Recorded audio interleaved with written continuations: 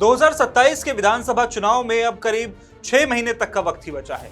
एक तरफ मुख्यमंत्री योगी आदित्यनाथ पूरे उत्तर प्रदेश में चुनावी मोर्चा संभाल चुके हैं, तो लगातार कई जिलों में हजारों करोड़ की विकास परियोजनाओं को लोकार्पण और शिलान्यास। तो दूसरी तरफ सबसे बड़ा सवाल यही उठ रहा है कि आखिर विपक्ष कहां है?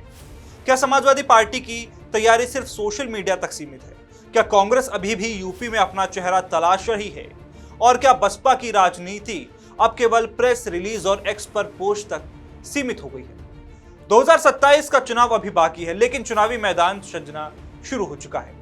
मुख्यमंत्री योगी आदित्यनाथ पिछले 1.5 महीने से लगातार जिलों का दौरा कर रहे हैं। सरकार का दावा है कि मिशन 43 के तहत मुख्यमंत्री 43 जिलों में गए और करीब 36,877 करोड़ रुपए की विकास परियोजनाओं का लोकार्पण और शिलान्यास कर चुके हैं।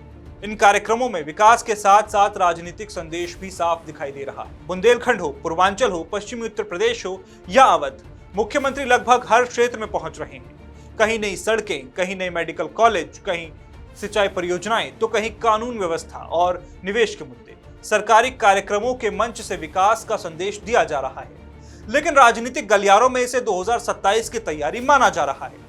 लेकिन जितनी तेजी से सत्ता पक्ष मैदान में दिखाई दे रहा है, उतना ही बड़ा सवाल विपक्ष को लेकर उठ रहा है। सबसे पहले बात समाजवादी पार्टी। लोकसभा चुनाव 2024 में शानदार प्रदर्शन के बाद उम्मीद थी कि अखिलेश यादव विधानसभा चुनाव की तैयारियां भी उसी रफ्तार से शुरू करेंगे। उन्होंने गौतम बुद्ध नगर के दादरी से चुनावी अभियान का बिगुल फूका, लेकिन उसके बाद राजनीतिक गतिविधियां उस रफ्तार से आगे बढ़ती नहीं दिखी जैसे कि उम्मीद की जा रही थी। इसी दौरान राजकुमार भाटी को लेकर पैदा हुआ विवाद भी सुर्खियों में रहा और उसके बाद दादरी अभियान की गति पहले से धीमी नजर आई। इसे लेकर राजनीतिक विश्लेषकों की अलग अलग राय है। हालांकि समाजवादी पार्टी ने इसे अपनी रणनीति का हिस्सा बताया है। इसी बीच अखिलेश यादव की राष्ट्रीय राजनीति में व्यस्तता भी बढ़ी है। दिल्ली में विपक्षी बैठकें, सांसद, संसद और राष्ट्रीय मुद्दों की उनकी सक्रियता लगातार दिखाई देती रही है, लेकिन वो लखनऊ से दूर नजर आ रही है। हालांकि समाजवादी पार्टी का कहना है कि राष्ट्रीय राजनीति और उत्तर प्रदेश दोनों पर उनकी बराबर नजर है, लेकिन भाजपा लगातार यही सवाल उठा रही है कि जब मुख्यमंत्री गांव-गांव पहुंच रहे हैं, तो मुख्य विपक्षी नेता आखिर मैदान में क्यों दिखाई नहीं देते? अब बात कांग्रेस की। उत्तर प्रदेश में कांग्रेस का सबसे बड़ा चेहरा आज भी प्रियंका गांधी या राहुल गांधी ही है। 2022 विधानसभा चुनाव से पहले उन्होंने कई बड़ी रैलियां की। प्रियंका गांधी ने लड़की हूं, लड़ सकती हूं अभियान चलाया, लेकिन उसके बाद यूपी में उनकी चुनावी सक्रियता पहले जैसी दिखाई नहीं दी। बीच बीच में राहुल गांधी और प्रियंका गांधी उत्तर प्रदेश आते हैं, लेकिन बड़े और नियमित चुनावी अभियान की तस्वीर अभी दिखाई नहीं देती।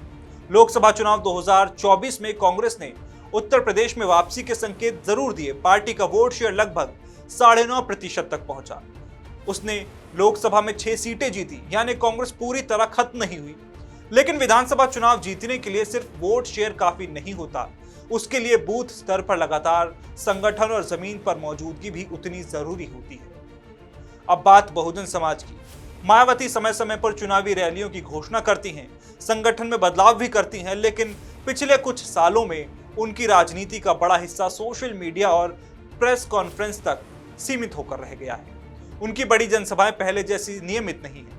यही वजह है कि राजनीतिक विश्लेषक लगातार सवाल उठाते हैं कि क्या बसपा फिर से अपनी पुरानी जमीन हासिल कर पाएगी। इधर भाजपा हर जिले में संगठन, सरकारी कार्यक्रम, जनसभा, विकास परियोजनाएं, लाभार्थी सम्मेलन और चुनावी संदेश सब कुछ एक साथ चला रही है।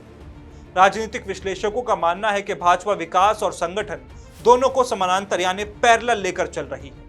यही वजह है कि मुख्यमंत्री योगी का लगातार जिलों का दौरा सिर्फ प्रशासनिक कार्यक्रम नहीं माना जा रहा, बल्कि 2027 के चुनावी रोडमैप का अहम हिस्सा भी समझा जा रहा है। हालांकि यह भी सच है कि चुनाव सिर्फ रैलियों से नहीं जीते जाते। उत्तर प्रदेश की राजनीति में जातीय समीकरण, स्थानीय मुद्दे, उम्मीदवार और चुनावी गठबंधन आखिरी नतीजों को पूरी तरह बदल सकते हैं। इसीलिए विपक्ष को अभी खारिज करना भी जल्दबाजी होगी, लेकिन तस्वीर यही दिखती है कि जहां मुख्यमंत्री योगी लगातार मैदान में नजर आ रहे हैं, वहीं विपक्ष की ओर से वैसी चुनावी सक्रियता अभी दिखाई नहीं दे रही, जिसकी 2027 जैसे बड़े चुनाव से पहले उम्मीद की जाती है। 2027 के चुनाव में अभी कुछ महीने बाकी हैं।